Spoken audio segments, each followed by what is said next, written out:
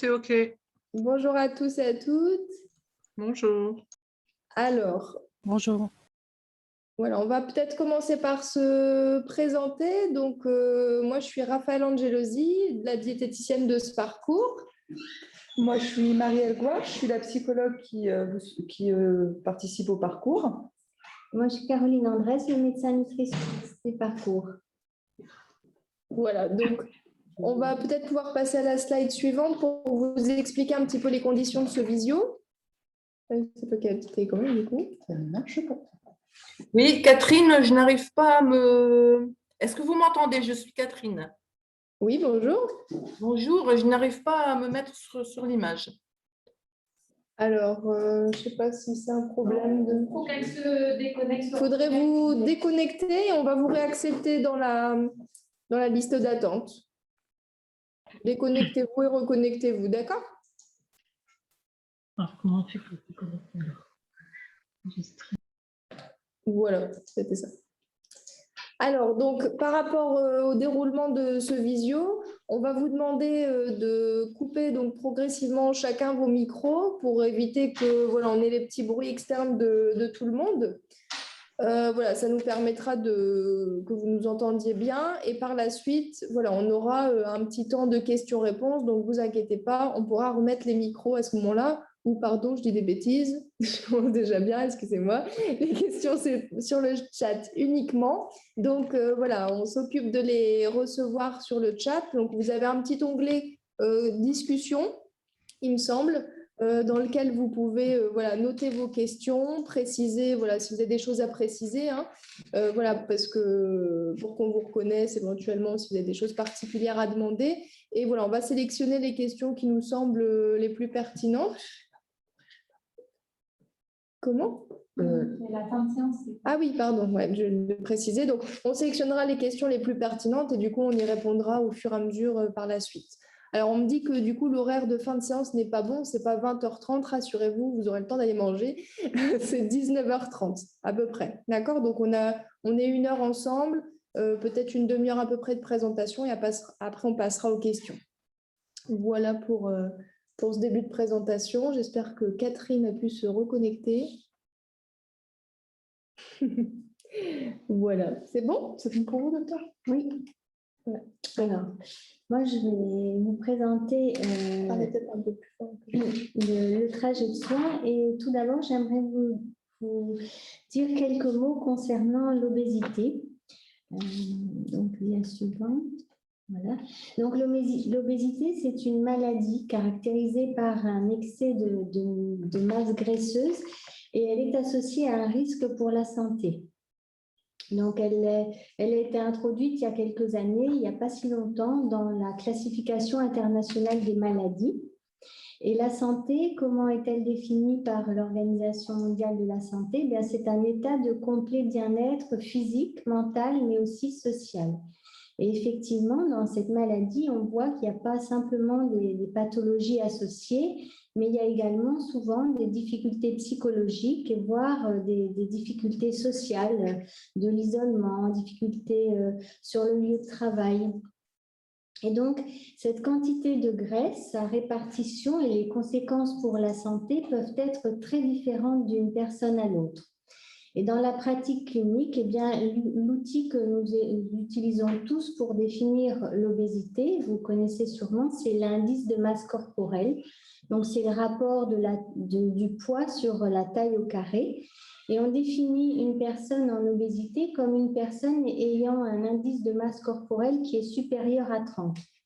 Donc, c'est un marqueur qui n'est pas idéal, mais qui est extrêmement pratique. Effectivement, une personne qui aurait une masse musculaire importante aurait un indice de masse corporelle élevé, sans forcément pour cela avoir beaucoup de tissus graisseux. Donc, outil imparfait, mais outil que nous continuons tout de même tous à utiliser. Alors, les causes de l'obésité, elles sont multiples. Hein. On voit que dans les parcours de vie, il y a souvent j'appelle ça des accidents de la vie, des traumatismes, des troubles psychologiques. Et les conséquences, elles sont multiples pour la santé. Donc, ce qu'il faut bien comprendre, c'est que le problème d'obésité, c'est une maladie, mais c'est une maladie chronique, au même titre que l'hypertension, le diabète, et qu'elle nécessite une prise en charge à long terme. Donc, ce n'est pas un problème aigu dont on se débarrasse et dont on n'a plus jamais à faire. Il faut vraiment voir cette prise en charge au long cours. Alors, c'est une maladie qui est en pleine expansion, hein, qui est très préoccupante sur le plan de la santé publique parce qu'on voit que, eh bien, elle explose sur la planète. On parle de pandémie, c'était un terme qu'on gardait pour les maladies infectieuses, mais on observe qu'elle est présente partout sur la planète, y compris dans les pays en voie de développement, mais aussi dans toutes les tranches d'âge, dans toutes les ethnies, les hommes, les femmes. Et on projette même que dans les années à venir, il y aura possiblement, même en 2025, 700 millions de personnes en obésité dans le monde. Alors, le taux d'obésité en France, actuellement, il est de l'ordre de 17%. Donc, la suivante. Donc, je vais vous faire un petit résumé des pathologies qui sont fréquemment en lien avec l'obésité. Alors, parfois, elles sont directement liées à l'obésité, parfois, elles sont simplement associées. Mais c'est tous les facteurs de risque cardiovasculaire. Donc, c'est l'hypertension, l'élévation du cholestérol, le diabète, les maladies cardiovasculaires, mais aussi les accidents vasculaires cérébraux, la COVID, hein, on peut aussi ajouter la COVID, la goutte également, certaines pathologies gastro-duodénales comme des lithiases, des calculs vésiculaires, du reflux, un foie gras, donc dans notre jargon on appelle ça de la stéatose hépatique. Et puis, il y a des problèmes qui touchent toute la sphère plutôt ostéo-articulaire avec des douleurs et de l'arthrose. Il y a un risque aussi plus élevé de cancer et d'infertilité. Donc, quelle va être la prise en charge? Donc, on va un petit peu vous exposer le parcours. Peut-être avant, oui, je voulais vous donner un petit mot par rapport à notre prise en charge qui doit être pluridisciplinaire. Donc ça, j'insiste sur le fait qu'on prend les patients en charge sous différents aspects et au sein d'une même équipe. Que si historiquement on se focalisait fort sur le poids dans la maladie de l'obésité, eh bien on se rend compte que cette approche qui était la seule au cours des années qui ont précédé, eh bien c'est une approche qui est vraiment pas bénéfique du tout pour la santé. Et ça, les études montrent que lorsqu'on se focalise sur le poids, eh bien, on voit apparaître des effets secondaires tels qu'une insatisfaction de l'image corporelle, le risque de voir apparaître des troubles du comportement alimentaire ou d'aggraver ces troubles s'ils étaient déjà préexistants. Et la plupart du temps, les régimes amaigrissants, restrictifs, bien, se soldent par un échec avec une reprise du poids. Et cette reprise de poids, eh bien, elle s'observe dans 90% des cas, donc extrêmement souvent. Et dans 40% des cas, après un régime, la personne, elle reprend plus de poids qu'elle n'en a perdu. C'est le fameux effet yo-yo. Alors, par rapport à cet effet yo-yo, donc, il commence à être bien étudié actuellement et on voit que le fait de perdre du poids et de reprendre même cette même quantité de poids, eh bien, a des conséquences préjudiciables pour la santé. Donc, sur le plan santé, ce n'est pas complètement neutre. Le risque aussi, en se focalisant sur le poids, c'est de négliger d'autres bénéfices, c'est-à-dire le bien-être, la satisfaction corporelle, le bénéfice d'une activité physique. Donc, tout ça pour vraiment mettre l'accent sur le fait qu'on doit prendre la personne en charge dans sa globalité en tenant compte de tous ces aspects-là. Et on remarque également que si on prend tous ces aspects de vie, eh bien, les effets bénéfiques sont vraiment importants. Donc, le changement de mode de vie a un impact sur la santé Et une perte de poids, même si elle n'est pas toujours à la hauteur des espérances du patient, même elle se limite à 5-10% du poids corporel, eh bien, elle a aussi un bénéfice santé qui peut être très grand, par exemple sur le diabète ou l'hypertension. Donc, c'est quelque chose à ne pas négliger. Alors, dia suivante. Donc, voilà. Donc, importance de prendre en charge de façon pluridisciplinaire en équipe. Et les pistes de travail, mais ça, je vais laisser mes collègues vous les présenter, eh bien, elles sont multiples. Hein. C'est un travail à la fois sur le comportement alimentaire, les sensations alimentaires, les croyances, l'image de soi. Mais ça, je vais laisser mes collègues vous présenter ces différents aspects. Voilà. Voilà. Alors, je ne sais pas si vous avez des questions à ce stade ou si on va déjà entrer dans la présentation des différentes phases du parcours. On peut garder peut-être les questions pour la fin, si vous le souhaitez. Raphaël, je vous laisse peut-être présenter. Donc là, à présent, on va vous présenter un petit peu notre parcours qui nous tient beaucoup à cœur, qu'on a mis en place depuis peu. Voilà, on est déjà à 3 groupes en route pour le moment. Donc voilà, petite introduction. On parlait de l'obésité étant une maladie complexe avec des multiples causes et conséquences. Voilà, donc comme le disait le docteur Andrès, l'important c'est ce travail pluridisciplinaire. On met en avant aussi l'écoute bienveillante de chaque professionnel. C'est important, c'est aussi de mettre en confiance le patient, d'avoir une cohésion d'équipe aussi entre les patients, parce qu'il y a des ateliers qui sont collectifs. Et l'intérêt, c'est de vous accompagner dans ce projet de santé à ce moment-là. Alors, vous allez retrouver donc le parcours patient d'obésité médicale. On vous a mis des petites vignettes pour que vous puissiez suivre un petit peu ce parcours. Je vais vous présenter rapidement le bilan initial qui pour lui est individuel pour le coup. Donc, le patient vient lors d'une matinée lors de laquelle il va rencontrer étape par étape le médecin nutritionniste, la diététicienne et la psychologue, et on va le recevoir en individuel pour, en tout cas dans ma partie diététique, observer un petit peu la relation à l'alimentation, s'il y a eu des antécédents de régime, s'il y a de la restriction cognitive, des restrictions des croyances alimentaires. On en reparlera un petit peu tout à l'heure. Comment se passe l'équilibre alimentaire pour ce patient? Est-ce qu'il y a de l'alimentation émotionnelle peut-être? Quelle a été l'éducation vis-à-vis de cette alimentation? Parce qu'on sait que ça peut aussi avoir une influence. On va creuser un petit peu le sujet avec le patient, tout en lui donnant déjà cette indication qu'on ne va pas partir sur une alimentation restrictive ou quoi que ce soit. Au contraire, on va repartir sur des bases saines et retrouver une alimentation autant que possible plus sereine. Voilà, c'est surtout ça. Donc voilà, nous, on fait déjà en diététique un premier bilan comme ça pour voir comment ça se passe. Je remets déjà aux patients quelques conseils pour qu'ils puissent tout doucement s'observer un petit peu plus avant que les ateliers commencent. Et puis voilà, comme ça, on peut partir avec déjà une petite observation du patient lors des premiers ateliers.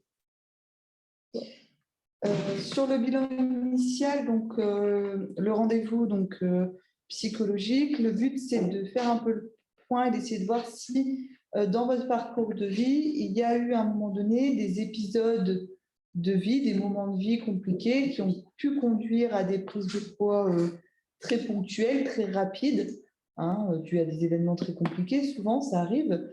Le but c'est de faire aussi un peu le point sur vous, sur ce que vous êtes, puisque le reste du parcours se faisant en collectivité, il n'y a pas de travail psychologique individuel. Et le but aussi, pour moi, c'est de ne pas vous mettre à défaut dans les ateliers sur des problématiques qui sont quand même pas toujours simples, que je vous détaillerai tout à l'heure. En permettant, en connaissant un peu votre parcours de vie, de ne pas vous confronter face au groupe à des choses un peu trop compliquées et de pouvoir déjà dans une première approche vous aider à vous réorienter en parallèle du parcours sur des suivis quand ça paraît indispensable dès le début du protocole, en fait. Docteur André, vous voulez dire quelque chose sur le bilan final? Alors, lors du bilan initial sur le plan médical, donc on essaie de retracer une courbe de poids en voyant s'il y a des facteurs causaux qui peuvent expliquer cette prise de poids. Des événements de vie qui pourraient se noter sur cette courbe de poids. On essaie de retracer ce que le patient a essayé de mettre en place. Est-ce qu'il a suivi des régimes? Quels ont été les effets de ces régimes sur son poids? Alors, bien sûr, il y a l'examen clinique. On évalue la répartition des graisses et aussi toutes les maladies potentiellement associées à la prise de poids. Donc, parfois, ces maladies sont connues, mais parfois pas. Donc, on interroge le patient sur son sommeil, qui peut être en lien avec la prise de poids.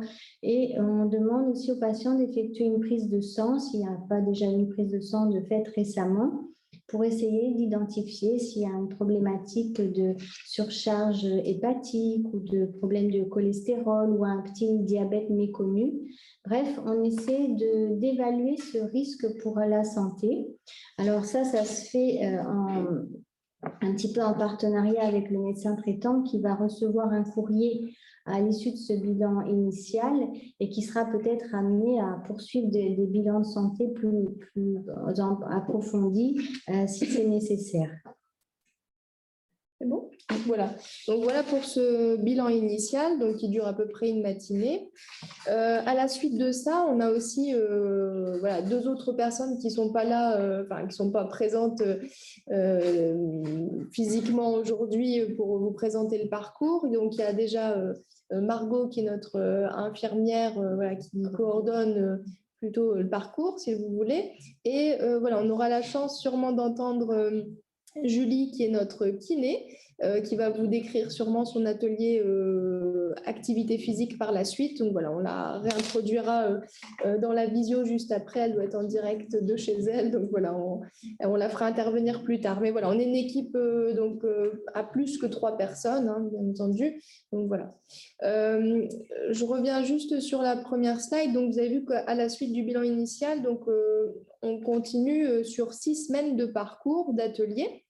Donc, sur ces 6 semaines, on retrouve chaque semaine un atelier de 2 heures, un atelier donc soit diététique, soit un atelier avec la psychologue.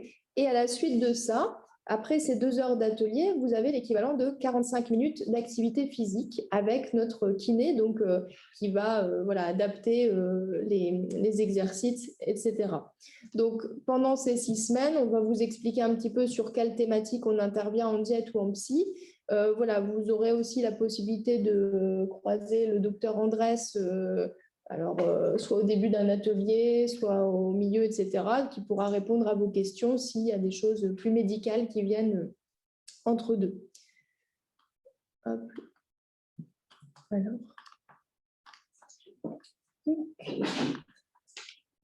Voilà. Alors, je vais commencer par les ateliers diététiques parce que ça me concerne. Donc, comme je vous le disais tout à l'heure, ils sont en collectif. L'objectif, donc, c'est de s'affranchir surtout des idées reçues en réabordant l'équilibre alimentaire et les sensations alimentaires, parler du plaisir aussi de manger. On remarque qu'il y a quand même beaucoup de croyances au niveau alimentaire, donc c'est ça qu'on va souhaiter aborder. Donc, il y a 3 ateliers. Le premier atelier, on l'a nommé « Et si je faisais confiance à mes sensations alimentaires ?»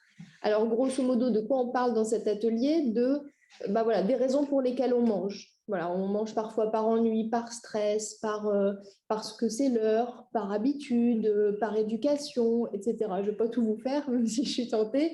Mais voilà, cette idée, c'est d'aborder un peu pourquoi on mange dans le quotidien et de remarquer que tout ça, c'est tout à fait normal qu'on le fait tous, en fait. Mais de remarquer qu'est-ce qui peut avoir un impact sur le poids quand ça s'accumule au fur et à mesure du quotidien, etc. Dans cet atelier, on va aussi aborder la sensation de faim, parce que c'est bien de dire qu'il faut manger quand on a faim, mais voilà, on va revenir aussi sur quels sont les symptômes de cette sensation de faim, comment les reconnaître, à quel moment il faut y répondre. Il y a beaucoup beaucoup de croyances vis-à-vis de ça. Donc, on casse un petit peu les croyances. On va revoir aussi les définitions comme qu'est-ce que c'est de grignoter, qu'est-ce que c'est de ressentir sa satiété, etc. Et enfin, on va parler aussi du rythme du repas dans cet atelier parce qu'on sait qu'il a un impact sur la sensation de satiété, même, je vais dire aussi sur la facilité de digestion, etc., les sensations de bien-être après le repas. Donc voilà, pourquoi je mange et rythme du repas principalement dans ce premier atelier. Dans le second atelier, normalement, on laisse entre deux un atelier psy, un atelier diète. Donc, vous aurez vu peut-être ma collègue entre deux. Dans ce second atelier, on va parler justement des restrictions et des croyances alimentaires. Donc, on aborde l'idée des régimes, voir un petit peu quels ont été les régimes des patients auparavant, ou les croyances qui peuvent être aussi, entretenues par cette société un peu de régime déjà. Le fait de ne pas manger telle chose à telle heure parce que soi-disant ça ferait plus grossir, ou d'éviter de manger en telle quantité le soir parce que pareil ça ferait prendre du poids, etc., ou des aliments interdits. Donc ça, on travaille au travers de différents outils, que ce soit des PowerPoint, des petits jeux, etc., ou d'autres petites thématiques, des livres, etc. On donne des pistes à explorer au patient pour lui expliquer qu'il n'y a pas besoin d'être dans cette restriction et de se faire confiance. C'est surtout d'amener les patients à se faire davantage confiance, surtout quand on a subi un peu des yo-yo de poids, des yo-yo pondéraux dont parlait le docteur Andrés tout à l'heure, avec des restrictions, des craquages, entre guillemets, ou alors, à l'inverse, des blocages de poids parce qu'on ne mange pas suffisamment. On prend du poids pour des raisons assez différentes en général. Ensuite, le troisième atelier, c'est j'associe plaisir et santé dans l'assiette. Et là, on réaborde l'équilibre alimentaire, mais je vais dire un petit peu plus... de façon un peu plus fun, quoi. C'est pas juste un PowerPoint où on dit il faut manger ci ou il faut manger ça, mais on essaye de voir aussi quel rôle joue l'alimentation dans le quotidien du patient. Est-ce qu'il y a du plaisir? On remarque quand même beaucoup que finalement, peut-être les gens mangent équilibré parfois, mais en fait, ils se régalent pas tant que ça.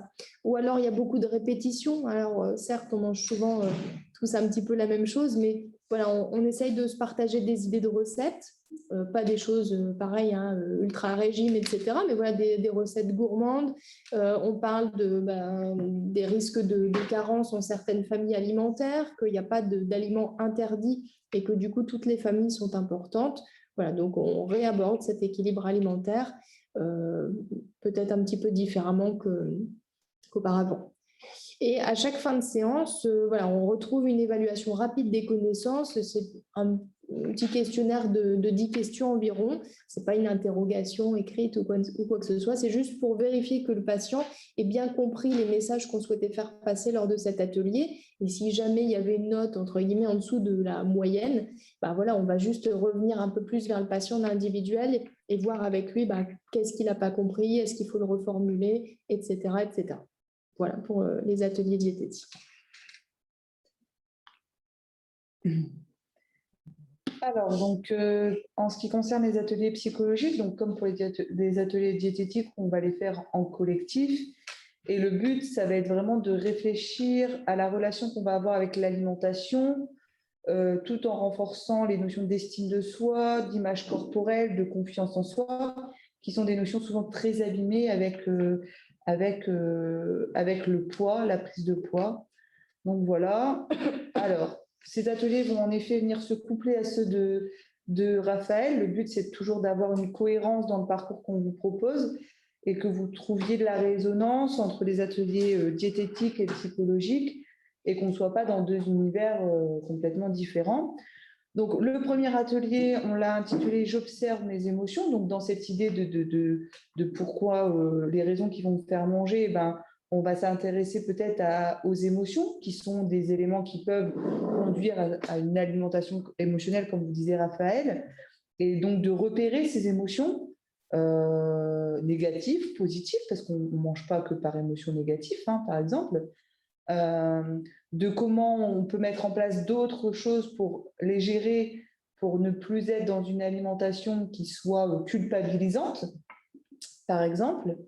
Voilà, ça c'est le premier atelier dans ce qu'on va aborder, avec un peu de technique très, très simple de relaxation sur la fin, afin de vous donner un peu d'outils, je dirais, pour contrebalancer cette alimentation émotionnelle, d'accord, qu'il ne faudra pas confondre avec l'alimentation plaisir dont vous parlez, Raphaël, tout à l'heure, hein, surtout.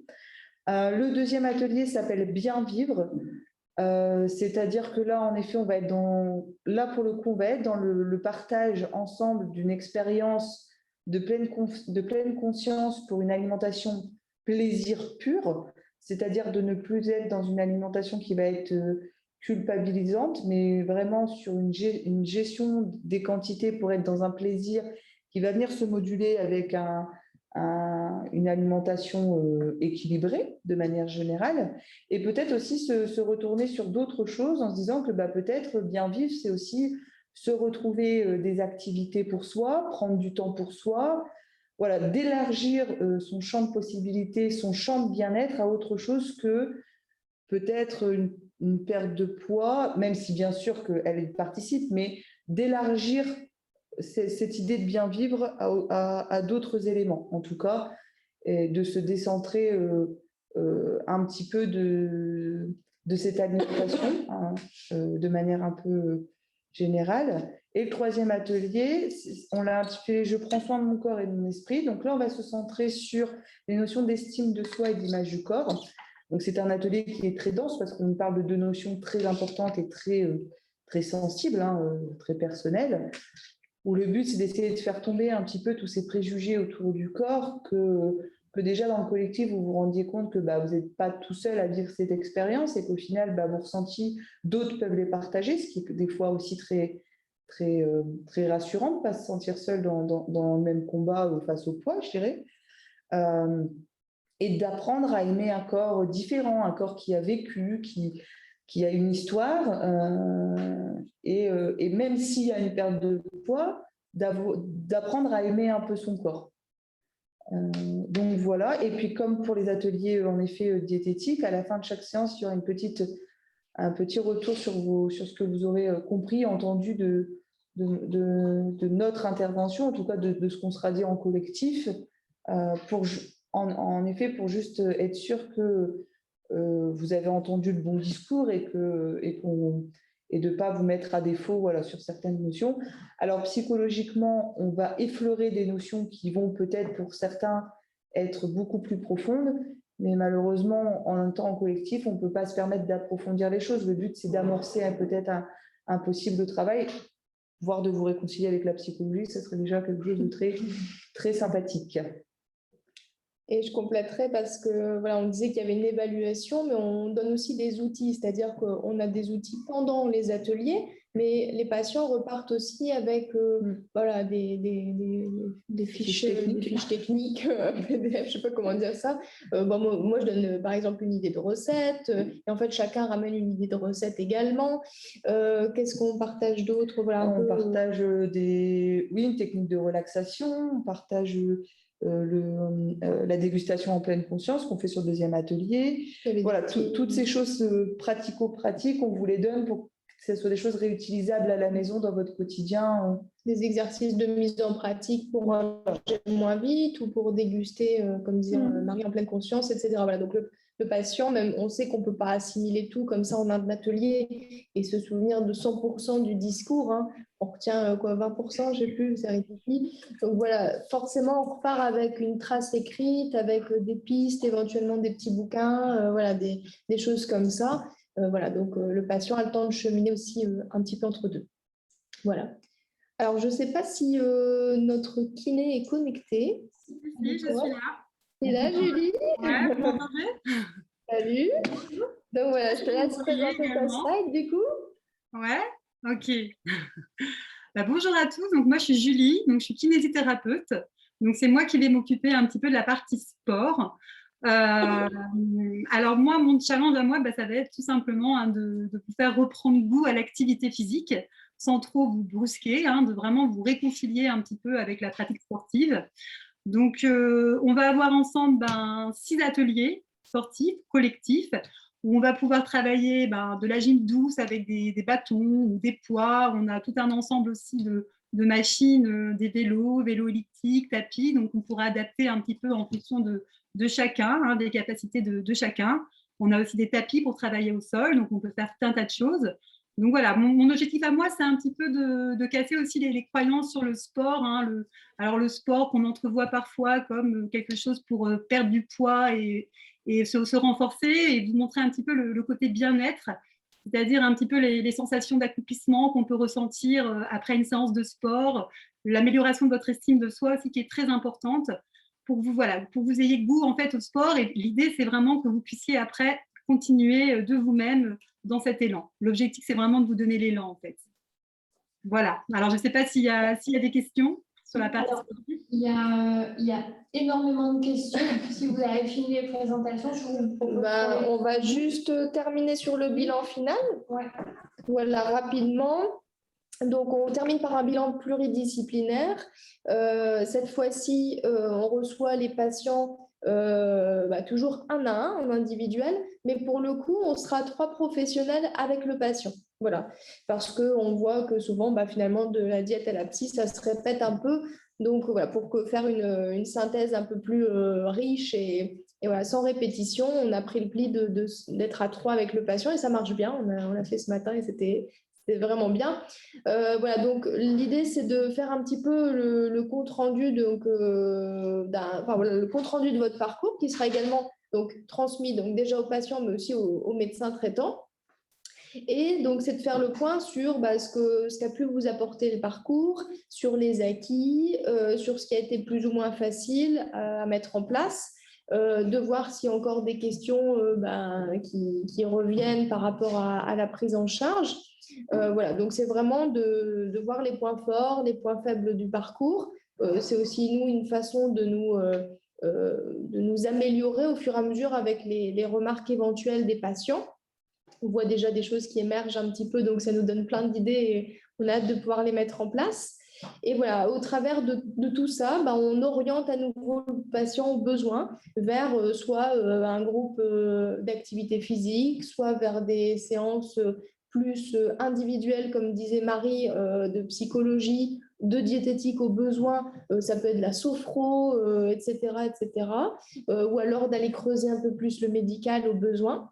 Voilà, donc c'est vraiment cette synthèse de faire le point sur comment s'est déroulé le parcours pour le patient. Est-ce qu'il s'est bien adapté au groupe? Est-ce que ça lui a plu, etc., etc. Voilà. Vous voulez rajouter quelque chose? Voilà. Voilà, je pense qu'on va pouvoir passer aux questions comme ça. Okay. Alors, je vais terminer. Alors, faut-il une prescription médicale pour intégrer le... Non, donc il ne faut pas de prescription médicale. Il faut quand même avoir un indice de masse corporelle de au moins 30. Ça, c'est une nécessité pour pouvoir intégrer le parcours. Bonjour, le bilan peut-il se faire sur un jour au choix? Alors, pour le moment, les bilans sont prévus le lundi matin. Donc voilà, on n'a pas trop le choix parce qu'on est aussi sur d'autres parcours dans la clinique. Peut-être que par la suite, voilà, suivant les demandes, on pourra peut-être créer une nouvelle matinée de bilan. Voilà, pour le moment, c'est le lundi matin. Les ateliers, et les ateliers le lundi après-midi, pardon. Voilà, c'était la question Voilà. suivante. Les ateliers ont-ils lieu en journée ou le soir? Alors, c'est plutôt la journée. Alors après, pareil, qui sait, peut-être on verra. Mais voilà, pour le moment, c'est plutôt en journée. On a deux groupes par semaine, nous. Un qui est avec la diététicienne, un qui est avec la psy. On a un groupe de 13h30 à 16h30. Non, 13h30 à 15h30. Ouais, 13h30 à 15h30 en diète, par exemple. Oui. Puis ensuite, jusqu'à 16h30, plus ou moins, Oui. avec la kiné. C'est ça. Et ensuite, un second groupe qui est de 14h30 à du coup 17h30.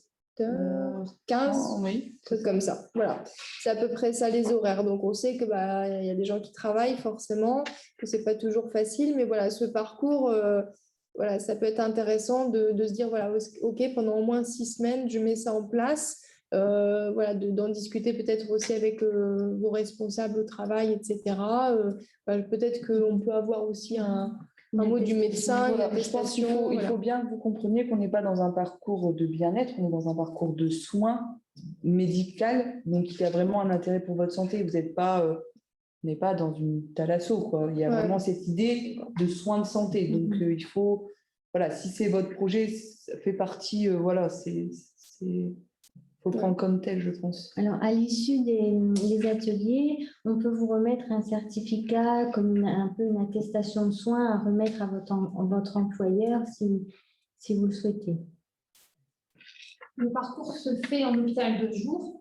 Peut-être expliquer ce que c'est un hôpital de jour pour tout le monde. Vous s'expliquer?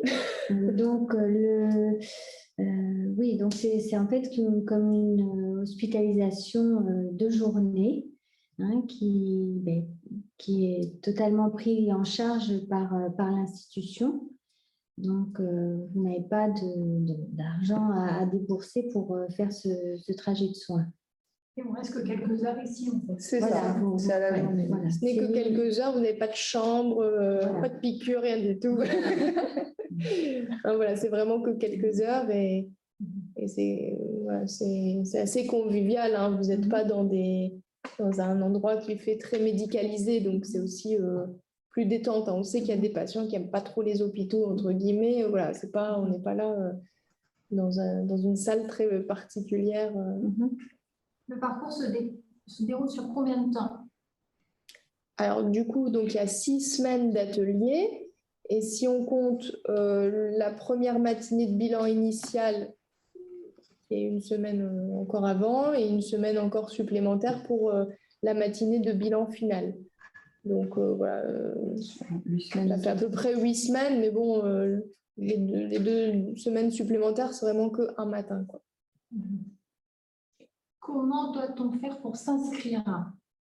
Alors, il me semble qu'il y a un numéro unique. Je ne sais pas s'il a été inscrit d'ailleurs. C'est le numéro d'infirmière coordinatrice. Ouais, c'est le numéro de notre infirmière coordinatrice qui vous sera.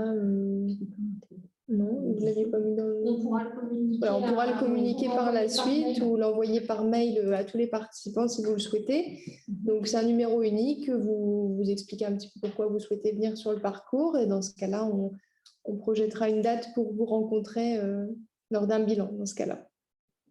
Quand peut-on débuter? Dès juin? Point d'interrogation.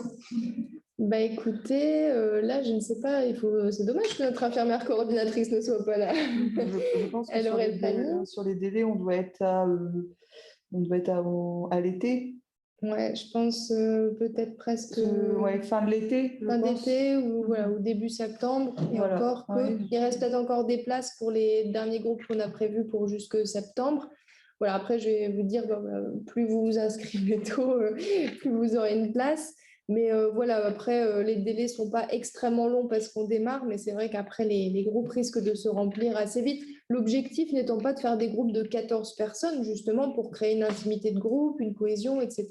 Et que chacun soit entendu et que, comment dire, voilà, on puisse aussi répondre aux questions de chacun lors des ateliers. Donc, au final, on est par groupe de 7 personnes. Donc, ce n'est pas énorme. Voilà, c'est pour ça qu'on privilégie les petits groupes, quitte à laisser un petit peu de temps d'attente. Mais pour le moment, les délais ne sont pas très, très longs. Mais ça coûte. 0. Non, c'est gratuit la prise. La prise en charge se fait par la voilà. sécurité sociale, donc voilà, rien n'est à votre charge. On l'a expliqué. Doit-on prendre un arrêt maladie pour suivre le parcours? Non, Non, pas après, forcément. c'est ce qu'on vous disait, on peut Oui. vous fournir une attestation qui peut servir de. Oui, une attestation Voilà, de puisque soins, oui. l'employeur peut. Voilà, vous avez. Alors, je ne sais pas trop comment ça marche, mais je sais qu'il y a des jours qui peuvent être dus pour des examens médicaux, des choses dans cet ordre-là. Donc, après, ça, c'est à vous de voir avec votre employeur comment ça peut se moduler, en fait. Donc là, c'est toujours les mêmes questions qui reviennent. donc j'en Sachant passe. que, voilà, là, je le répète hein, pour le moment, donc le premier bilan, c'est qu'une matinée, et après les 6 semaines, c'est que l'après-midi. Hein. Bonsoir, merci d'abord pour vos explications. Je peux vous poser des questions ou pas? Alors, on va en prendre une exceptionnellement à l'oral, mais après, Comme on vous passera voulez. sur le chat. Allez-y, je vous en prie. D'accord. En fait, voilà, ça se passe où exactement? Il faut venir à la clinique Vauban ou comment ça se passe? Oui, exactement. Donc, c'est à la clinique Vauban sur Valenciennes. Oui. Voilà, on est dans différentes salles d'ateliers, si vous voulez. Mais oui, c'est sur Valenciennes, en effet. D'accord, ok, merci. Pour le moment, c'est développé qu'à ce niveau-là. Ouais. Qui sait par la suite? Oui, c'est Catherine. Je peux poser une question?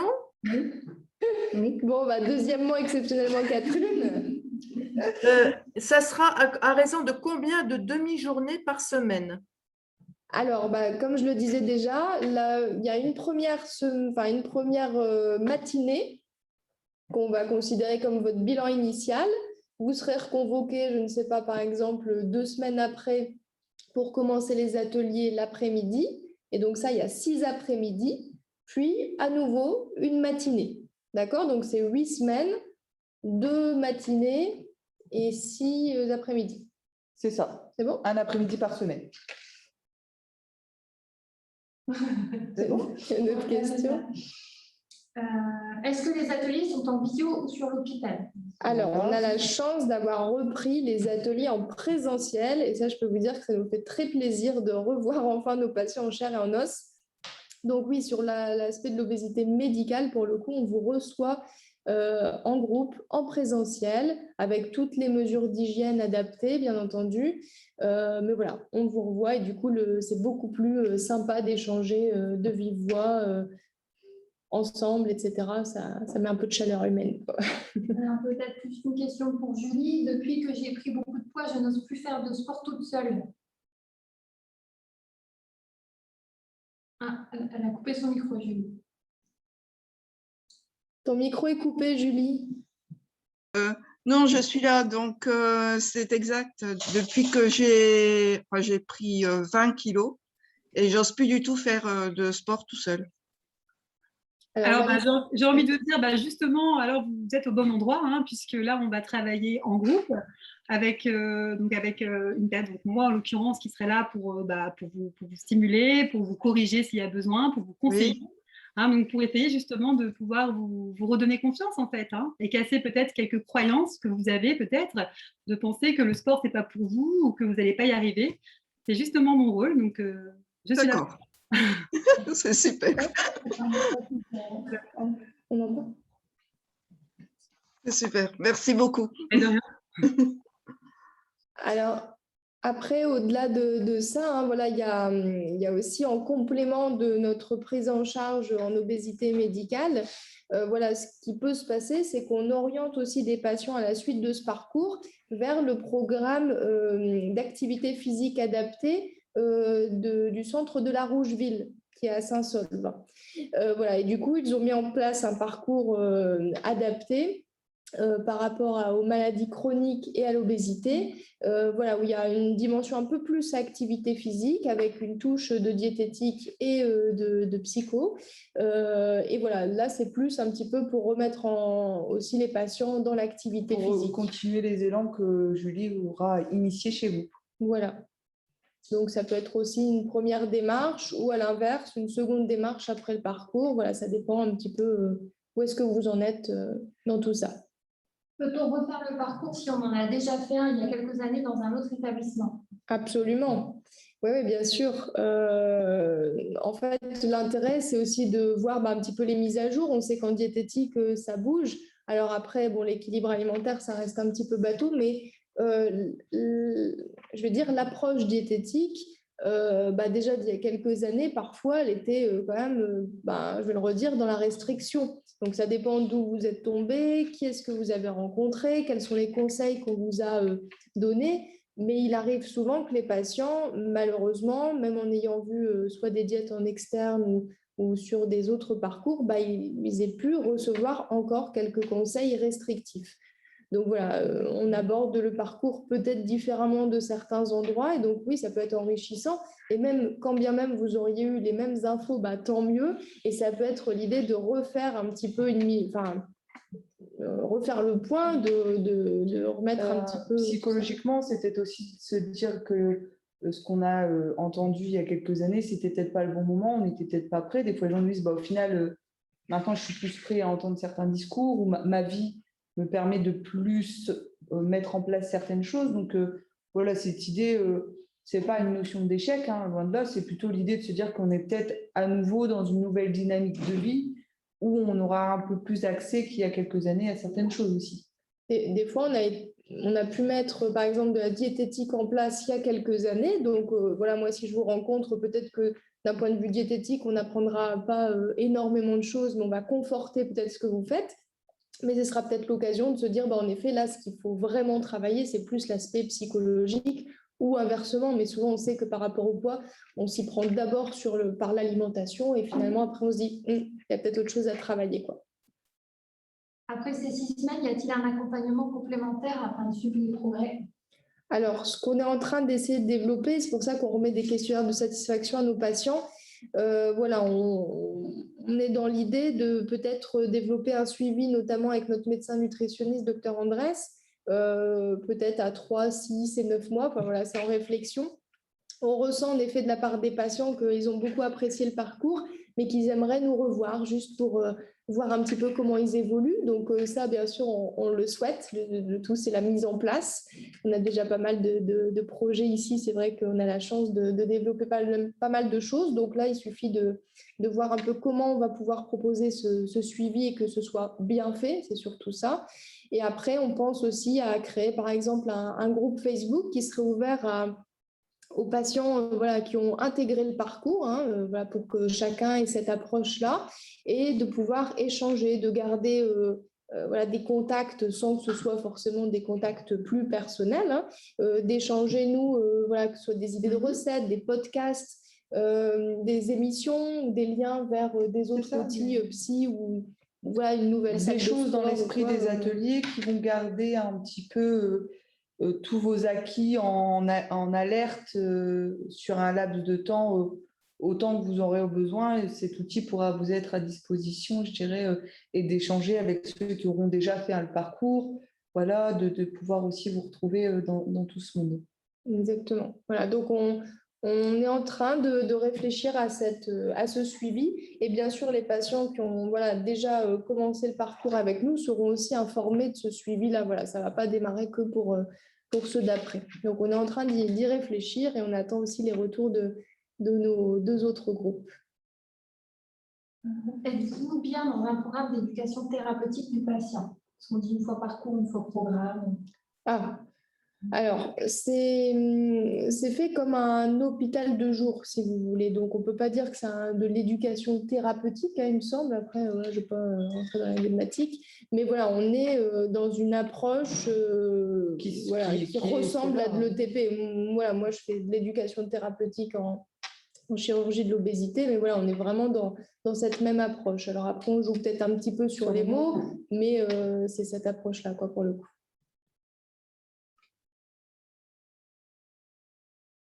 Réalisez-vous un bilan sanguin? Oui, donc effectivement, on vous remet une demande de prise de sang, sauf, comme je vous le disais tout à l'heure, s'il y en a une qui a été faite récemment. Mais donc, oui, on fait une prise de sang, si le patient est d'accord, bien sûr. Alors, il y a un 56 parmi nous qui demande, on lui donne son IMC à mesure 1m72 et 117 kg, mais je pense que ça ne va pas faire ça de nouveau. Alors, si on le fait, je pense qu'on va avoir beaucoup de calculs à faire. Grosso modo, il faut que vous preniez votre poids et que vous le divisiez par votre taille au carré. Sinon, il y a des applis très pratiques. Il y a des applis sur Internet. Très bien, ne vous inquiétez pas.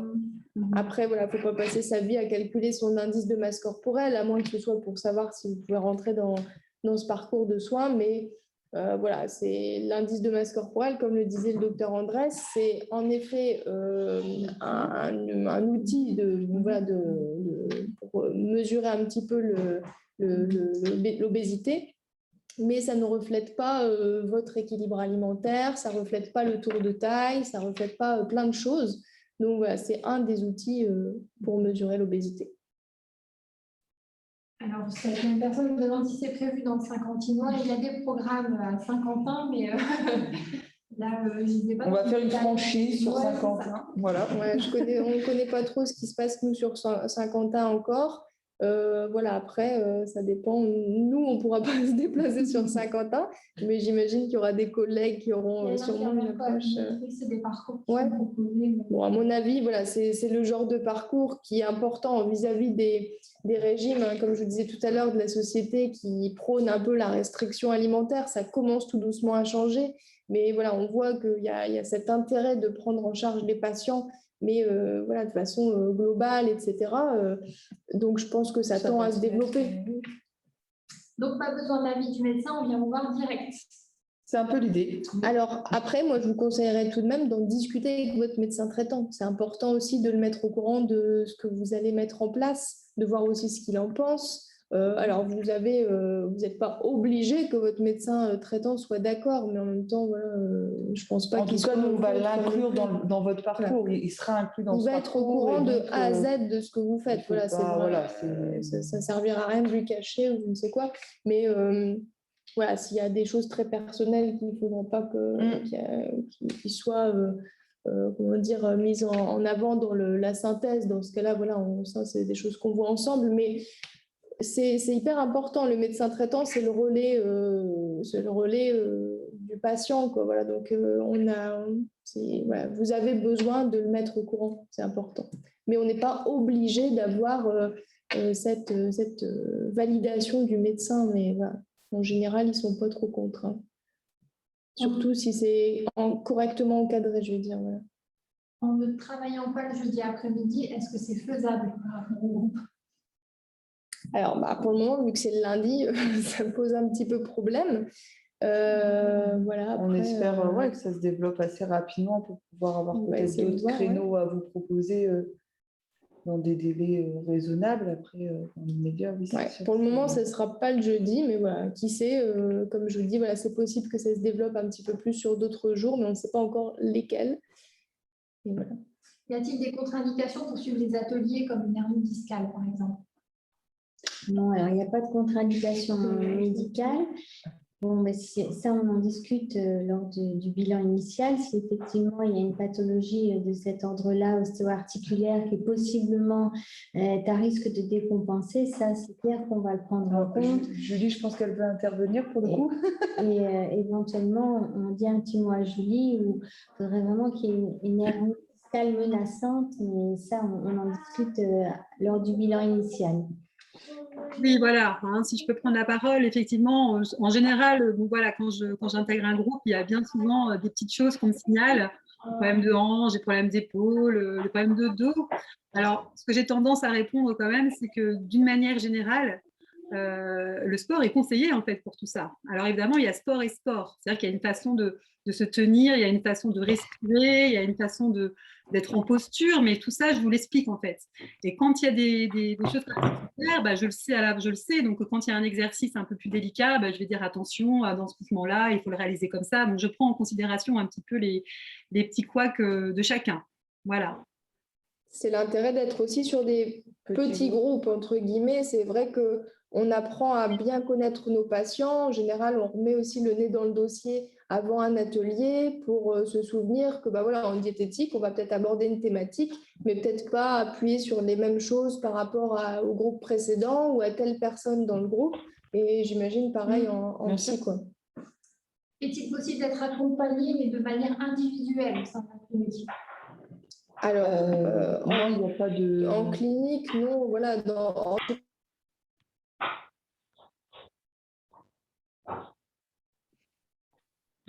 Pardon. Dans ce parcours de soins, c'est d'abord de l'individuel, puis après du collectif, forcément sur les ateliers. Voilà, si vous souhaitez de l'individuel, peut-être que certains établissements le proposent, mais sinon, si vraiment il y avait besoin d'individuel, je vous conseille plus de vous réorienter vers des professionnels en extérieur, diète, psy ou sophro, etc., afin d'aller creuser un petit peu plus l'individuel ou autre. Mais voilà, après, ça dépend quel est le souci, que ce soit du groupe. Est-ce que c'est la peur de parler devant les gens ou est-ce que c'est parce que c'est des choses plus profondes à travailler? Voilà, je ne sais pas. Alors, une question. Et donc, pour s'inscrire, il faut téléphoner à la polyclinique. Désolée, je n'ai pas bien entendu. Donc, on donnera les coordonnées, C'est ça, les téléphones, les mails. ce serait noté sur le PowerPoint, mais on vous transmettra le numéro. Ouais. Existe-t-il un même parcours sur le secteur du Sambre-Avesnois? Alors, malheureusement, Je n'ai aucune idée. Ouais. je ne connais pas tous les coins autour qui font ce genre de parcours. Après, vous pouvez toujours vous renseigner si on est vraiment loin de chez vous. Mais voilà, non, je ne saurais pas vous dire. Et puis, si c'est dans les cliniques Elsan, en tout cas, à mon avis, ça va tendre à se développer. Voilà. Après ce programme, l'opération est-elle abordée? On parle de la chirurgie bariatrique. Non, ça dépend si vous avez envie de vous faire opérer, quoi. Mais non, on part pas du tout. Autant moi je travaille en chirurgie de l'obésité, autant c'est quelque chose, pour le coup, on l'aborde absolument pas.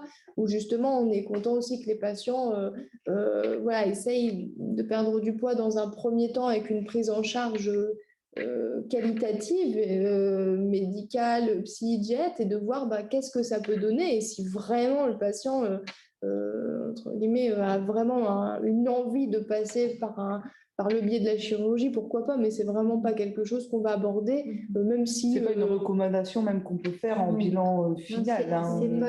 Même s'il n'y avait pas de perte de poids, on va pas commencer à parler de la chirurgie à ce moment-là.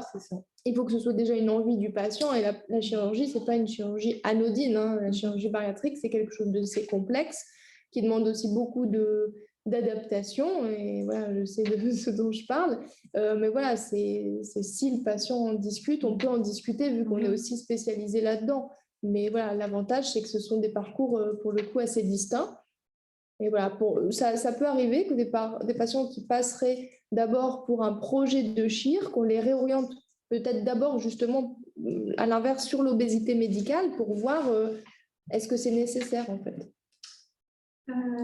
Alors, je ne connais pas, je ne sais pas si vous connaissez la différence avec l'hospitalisation de jour à l'IESI.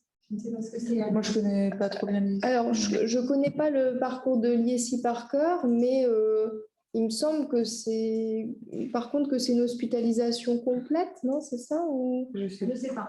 Non, je ne saurais pas vous dire. Je sais qu'on a des patients qui ont déjà fait l'IESI ou Saint-Amand, des choses comme ça. Les prises en charge ne sont pas toujours les mêmes. Des fois, il y a, je vous disais, soit un petit peu plus de restrictions parfois, ou alors c'était peut-être il y a quelques années, je ne sais pas. Est-ce qu'il y a une dimension plus sportive aussi? Je ne saurais pas vous dire, mais ça reste dans cette approche de prise en charge de l'obésité. Mais quelles sont les choses mises en place? Combien de temps ça dure? Est-ce que c'est plusieurs jours d'affilée? Je ne saurais vraiment pas vous dire. Ce sont des groupes de combien de personnes? Et depuis le début du programme, la mise en route de ce programme, les résultats sont-ils bons? Alors, c'est des groupes de 7 personnes, comme je disais tout à l'heure. Et on a eu la chance d'avoir nos premiers bilans finaux ce matin, parce que c'est un parcours sur lequel on réfléchit depuis longtemps. Et voilà, on est très content de le voir mis en place. Et justement, ce matin, on était assez contente parce que ça fait toujours du bien aussi de voir les patients plus épanouis, etc. On a eu des bons retours. On a pu lire nos questionnaires de satisfaction et voilà, ça met toujours du baume au cœur de voir ça. Donc oui, c'est satisfaisant. Après, voilà, si on aborde ce que souvent sous-entendent les gens en termes de perte de poids, est-ce que c'est efficace? Oui, déjà, ça l'a été, mais je veux dire, c'est pas ce qui nous intéresse, nous, en priorité. C'est du gros plus, forcément, c'est bien, on sait que le patient il va être motivé, mais quand on voit aussi que l'estime de soi augmente, que le bien-être avant-après passe d'une échelle de 3 à parfois 7, enfin voilà, on est assez content, que les patients arrivent à apprendre à dire non. Qu'est-ce qu'on a vu encore d'autre comme chose ce matin? Une meilleure connaissance de son comportement alimentaire. D'avoir à nouveau, d'être connecté à ses sensations, d'avoir des petits... voilà, on a quelqu'un qui nous a dit très bêtement, ce matin j'ai mis mes lacets, j'ai pas eu ce sentiment d'étouffement. Et on sentait beaucoup de joie à ce discours-là, sans forcément de perte de poids derrière, mais des sensations corporelles qui ont bougé. Et c'est l'idée, alors je vais reprendre ma phrase qui est un petit peu avec des jeux de mots, mais c'est l'idée de se dire que le patient repart plus léger dans tous les sens du terme. Alors, des fois, pas avec une perte de poids, mais plus léger parce qu'il s'accepte mieux, plus léger parce qu'il s'est retrouvé, parce que ça lui a redonné de l'élan psychologique. Alors, bien sûr, quand il y a une perte de poids, c'est un double gain, mais voilà. On note également aucune absence aux ateliers, donc ça aussi, c'est une bonne adhésion. C'est vrai, pour le coup, ce qui aurait pu arriver, mais pour le coup, on est assez content de ça, et c'est vrai que voilà, on voit une évolution progressive au cours des ateliers. Voilà, comme moi, je les vois une fois sur deux, et qu'entre deux, ils ont vu la psy. Ce qu'on constate, parce que moi, je travaille en libéral, ce que je constate moi en libéral, ce que je disais tout à l'heure, c'est que il y a cette prise en charge pluridisciplinaire au même moment qui est vachement plus intéressante que nous en diététique en ville, parfois malheureusement. Le temps de mettre en confiance le patient et en disant tiens, est-ce que vous n'iriez pas aussi travailler un peu sur l'aspect psychologique, des fois ça prend du temps parce que certes c'est aussi une prise en charge, c'est un budget, on ne va pas se le cacher, que ce soit en diète ou en psy, mais voilà, c'est aussi prendre soin de sa santé. Mais au-delà de cet aspect financier, c'est aussi de se réconcilier avec le psy, c'est de dire, les gens se disent, oui, mais est-ce que vous pensez vraiment que mon problème de poids a un lien avec l'aspect psychologique? Et en fait, des fois, on passe plusieurs séances diététiques comme ça à finalement... pas dire patauger, mais on n'avance pas autant que ça pourrait être intéressant, que là, justement, avec cette dynamique d'estime de soi, d'image du corps, de gestion du stress, etc., en fait, tout se croise. Et alors, du coup, on a vu vraiment que les patients ont avancé beaucoup plus vite que s'ils avaient fait que de la diète, que de la psy, etc., etc. Donc ça, c'était vraiment sympa. Donc, au-delà du poids, parce que c'est l'objectif du patient, c'est l'objectif pour la santé, comme on le disait avec le médecin, mais c'est la sérénité alimentaire, déjà de mon côté, et aussi le bien-être général, que la personne se sente bien dans ses baskets et plus de confiance en soi, et soit sur une première dynamique. Si jamais, on sait que on ne change pas tout en 6 semaines, mais on voit qu'il y a des choses quand même assez intéressantes, ouais. Donc, en résumé, c'est un lundi matin et 6 lundis après-midi. Exactement, c'est exactement ça. Un lundi matin, 6 lundis après-midi et un autre lundi matin. On va y arriver. C'est ça, ouais. Pour l'instant, beaucoup de questions. Bon. Y a-t-il d'autres questions par rapport à tout ça?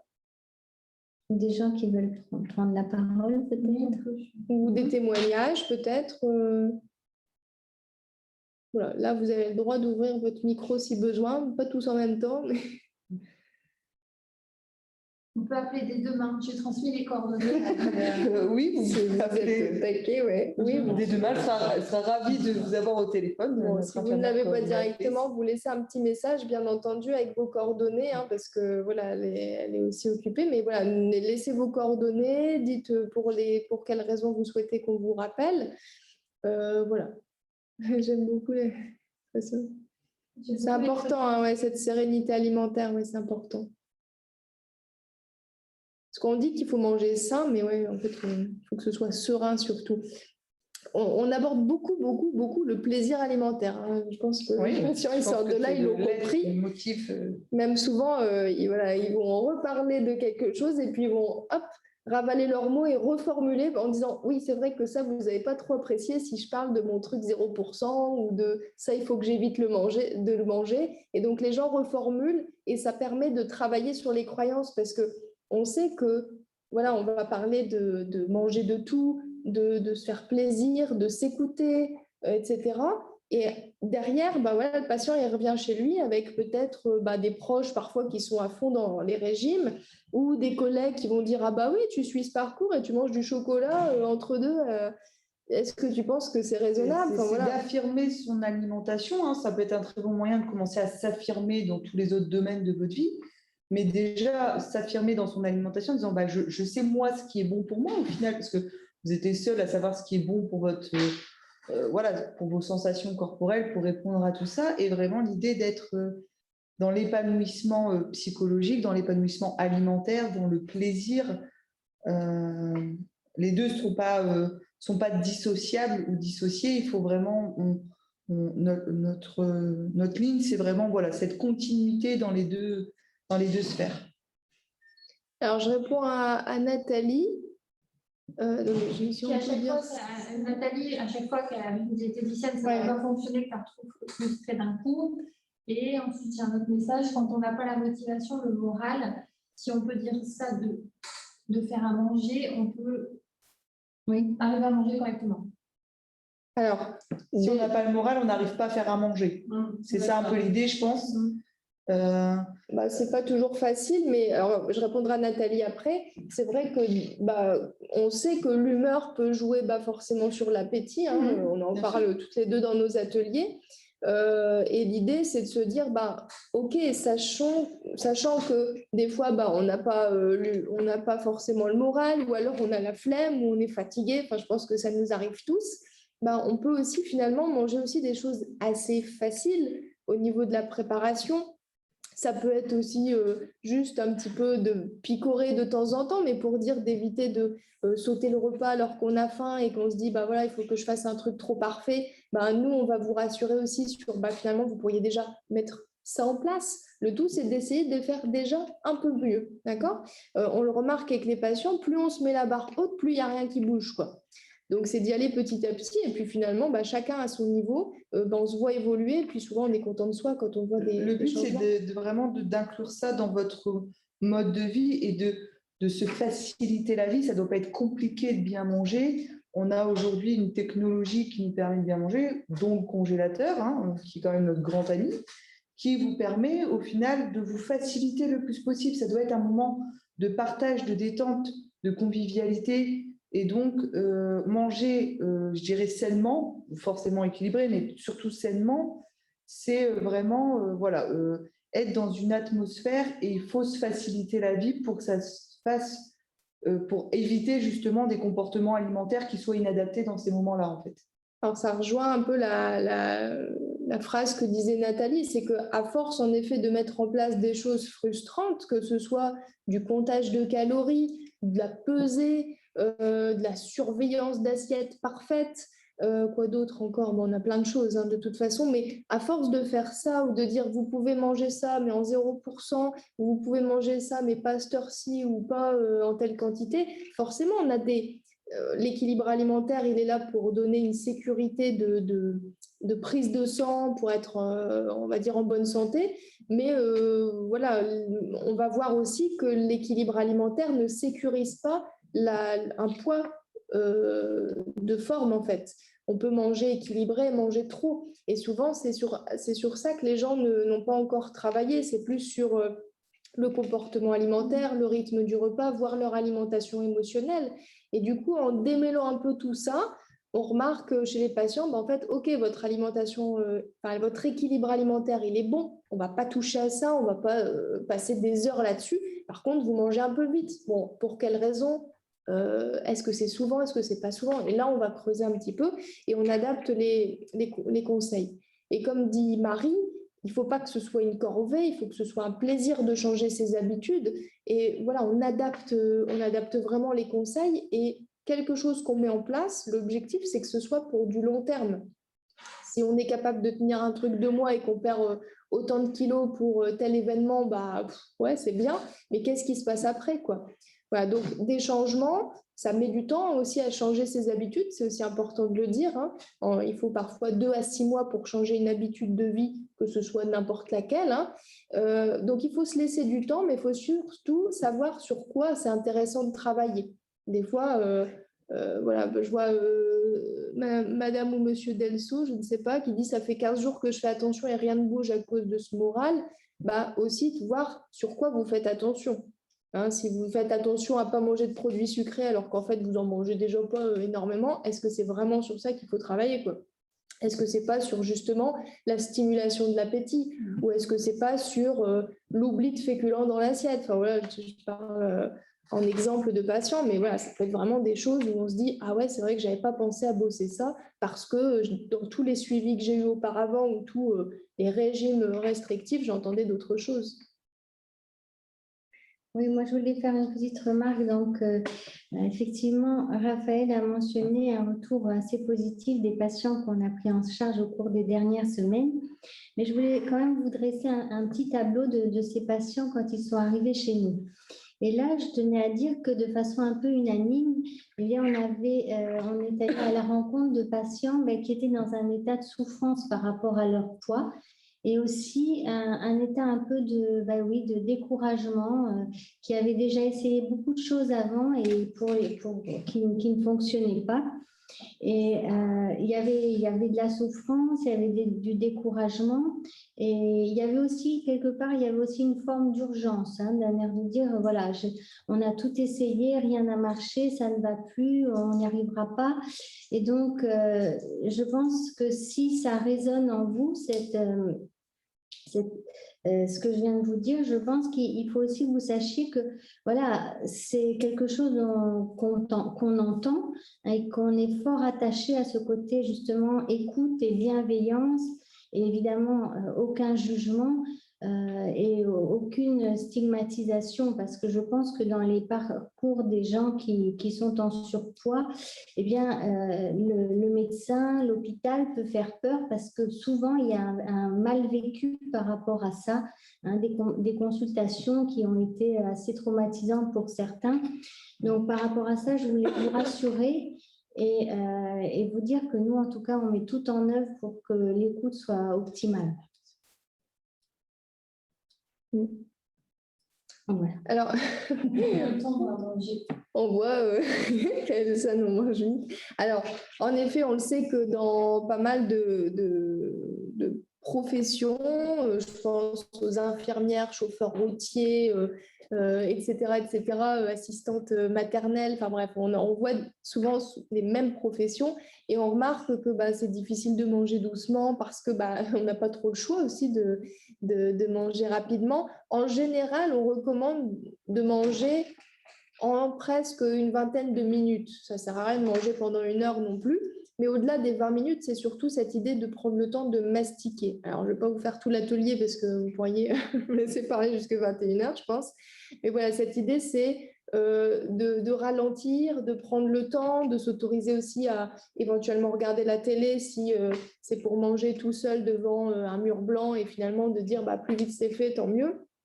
Peut-être que justement, ça peut être intéressant de se chouchouter aussi quand on mange seul et de se faire un beau plateau, une jolie petite présentation et d'avoir plaisir aussi à prendre le temps. Quand on mange, j'exagère, un vieux sandwich ou les restes qui ne nous plaisent pas ou bien un repas qu'on a fait ultra diététique, mais en fait, on n'aime pas cet aliment-là, forcément, ça ne donne pas envie de prendre le temps de manger et au final, peut-être on va même manquer d'énergie parce qu'on n'aura pas mangé suffisamment ou on aura le repas sur l'estomac et on sera fatigué. Donc voilà, en tout cas, idéalement, c'est une vingtaine de minutes, mais c'est surtout prendre le temps de mastiquer, de savourer les aliments pour ressentir quand est-ce que s'arrête la sensation de faim, mais aussi quand est-ce que s'arrête le plaisir, parce que des fois, il s'arrête un peu plus tard et finalement, on peut aller jusqu'à cette idée d'assouvissement du plaisir alimentaire dans le repas. D'un aliment plus plaisir pour venir combler ce petit manque, mais avec quelque chose qui n'aura aucun impact sur le poids. Voilà. Et qui aura un impact, par contre, très grand sur votre dimension psychologique. Merci pour vos retours. Voilà, si c'est bon pour... C'est bon pour les questions. Voilà. Écoutez, on vous remercie d'avoir été si nombreux pour cette visio. On espère avoir pu répondre à vos questions. Si vous connaissez des gens qui sont dans l'obésité et qui n'ont pas eu la chance d'être pris en charge, n'hésitez pas à leur en parler.